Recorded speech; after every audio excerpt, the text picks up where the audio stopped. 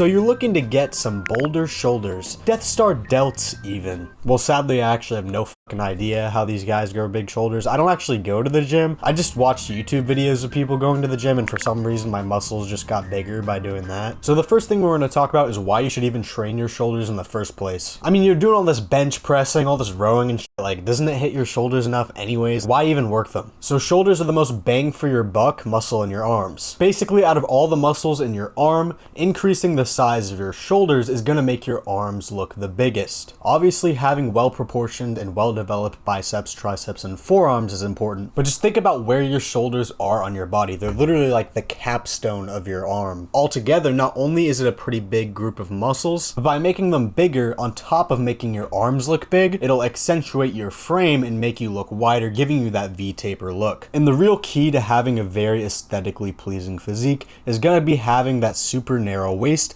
and a very wide appearing upper body. And then they're also very heavily used on a lot of compound lifts. Most obvious is probably bench press. There's cases where your chest and triceps, strength-wise, are adequate for what you're doing, but the reason why you can't push the weight just a little further is because your shoulders are the weakest link and are holding you back a little bit. So this is a video about growing your shoulders quickly. And to effectively grow any muscle on your body, you need to be eating. Specifically, you need to be eating in a moderate calorie surplus. For most people, the sweet spot for a calorie surplus is about 500 calories on top of your maintenance intake every day, which will lead to you gaining about a pound every week. Technically, this is optional considering your level of training and your overall goals for your physique, but if you actually want to make good and fairly quick progress in growing your shoulders, you need to be eating in a surplus. On top of that, you need to have a high protein intake. If you want to play it safe, just eat a gram of protein per pound of body weight. Alternatively, you can eat a gram of protein per pound of lean mass, and in order to calculate that, you need to get your body fat percentage and then subtract that from your total weight, and that number that's left over after you subtract the amount of fat is going to be the amount of lean mass on your body, and then that is going to be how many grams of protein you should eat. So if you're 150 pounds and 10% body fat, 150 minus 10% gives us 135 pounds. So in that case, about 135 grams of protein is going to be your minimum protein goal. And then for even better results, this is like the icing on the cake for optimal gym performance, you want to get in a good carb-rich meal right before your workout to fill up your muscles with glycogen and give your body the fuel it needs to perform at its best. Here's an example of what would be like ideal. 45 minutes before you get to the gym, you eat a bowl of chicken and rice. When you get to the gym, you have an additional 50 to 100 calories worth of carbohydrates, so like a soda or like a little piece of candy, a Rice Krispie treat, or if you're healthy, some honey, and then about halfway through your workout, another dose of like 50 to 100 calories of fast-acting carbohydrates. This is also good to know if you have some workout sessions where like you feel a little bit lightheaded or you feel like you could push a little bit harder, but you're just feeling kind of off. Oftentimes, as soon as you get some carbs in, that feeling will completely go away and you'll get like this like almost superhuman boost of energy. You're gonna be like, what the fuck? Well, you're feeling like that because you're trying to drive a V8 at 160 miles per hour with no fuel in it. So there's 3 muscles or heads within your shoulders. Because of that,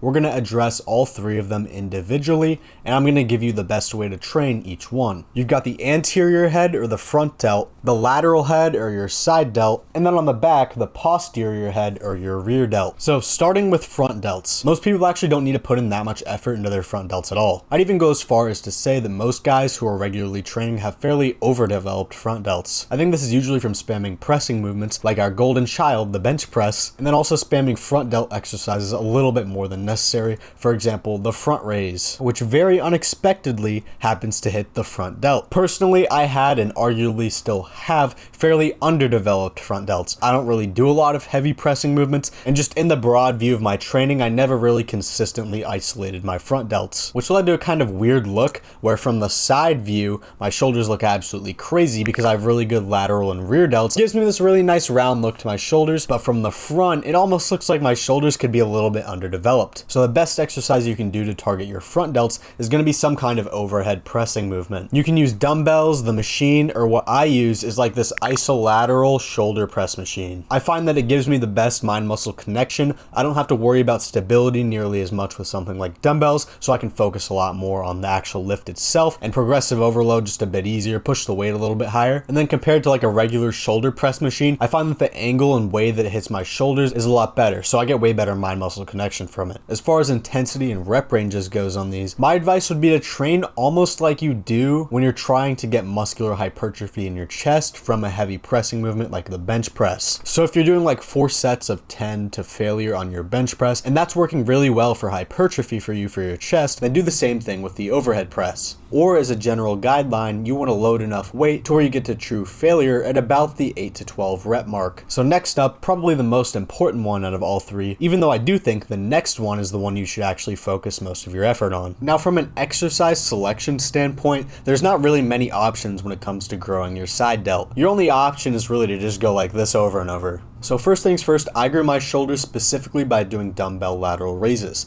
but recently I moved to machine lateral raises. This is because I have a pretty decent muscular imbalance in my shoulders, and I found that having machine to kind of give you the path for the lift for you keeps things a little bit more consistent, makes it a little bit easier to go heavier without injury because you're like basically forced to have good form, and lets you focus on progression a little bit better. But for the beginner, for growing your side delt, I'm always going to recommend dumbbell lateral raises. One, you need to learn how to do the exercise with good form because it's like the ultimate side delt exercise. 2, you probably don't have any muscular imbalances to correct. And 3, you're probably not going heavy enough to get what I think most of the benefits you get from the machine are. Now when it comes to lateral raises, increasing the weight over time and increasing the intensity is extremely important for growing your shoulders. This is anecdotal, but I do know a lot of people who've had similar experiences. When I began my training for lateral raises, I was doing about 10 to 15 pound dumbbells. The progression to the 25 pound dumbbells is going to be pretty fucking fast, unless you're like some kind of genetic freak that just starts out on the 25 dumbbells. In that case, fuck you, I'm jealous. After you hit about the 25 pound mark,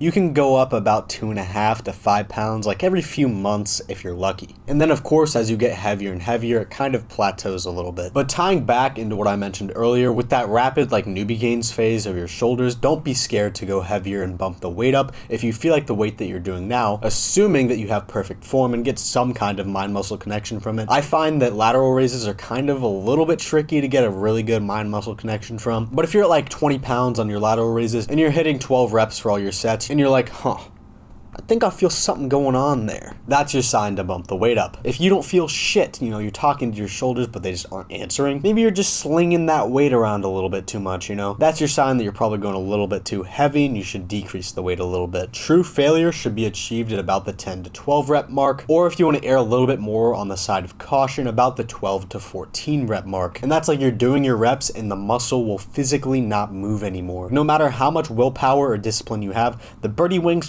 they aren't flapping. With that in mind, to achieve maximum muscular hypertrophy, you want to be about 1 to 2 reps away from failure. Most of your sets should be at about the 8 to 10 rep mark. Next up, rear delt, that tiny little guy on the back. I think the average gym bro mentality is like, I can't even see it. I'm flexing, I can't see it, so I don't gotta hit it. No, Chad, just because you can't see it doesn't mean it's not important. And then he goes,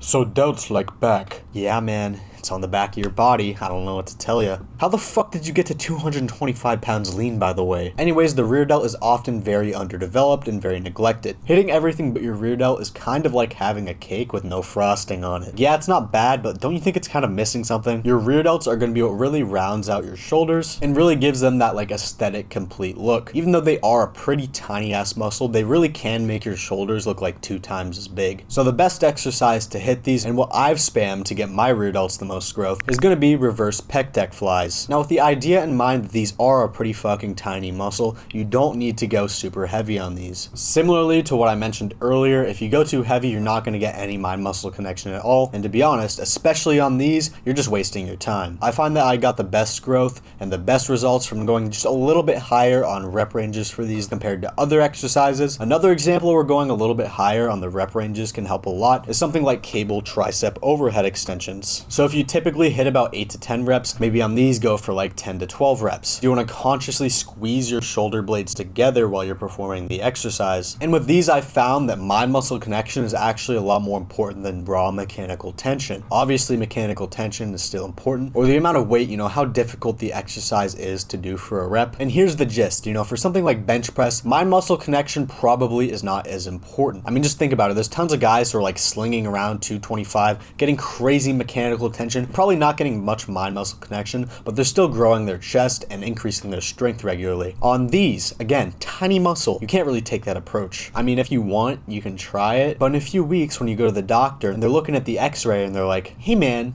do you know where your rotator cuffs went? You know, they're just not there. I told you so. Pretty much. Emphasize mind-muscle connection. Get a really good squeeze. Stop being a bitch and just feel the burn a little bit, you know. Just try to actually maximize your muscle growth for once and feel the muscle that you're hitting. And of course, make the exercise more difficult over time. Add more weight, add more reps, do whatever the fuck you want. Just make it harder so they keep growing. That applies to all aspects of training. If you don't continuously make your workouts harder, your muscles are going to get used to it and they're not going to have any reason to continue growing. So that's all I got for you guys. If the video was helpful, entertaining, you learned a thing or two, please subscribe. It'll help me continue to afford buying protein powder. If you're interested in getting coached by me, that's the first link in the description. And then also click on the second link in the description, put in your email, and you can save 20% off on my program when it releases. Check out my other socials, follow me on Instagram, and I'll see you in the next video. Unlimited power.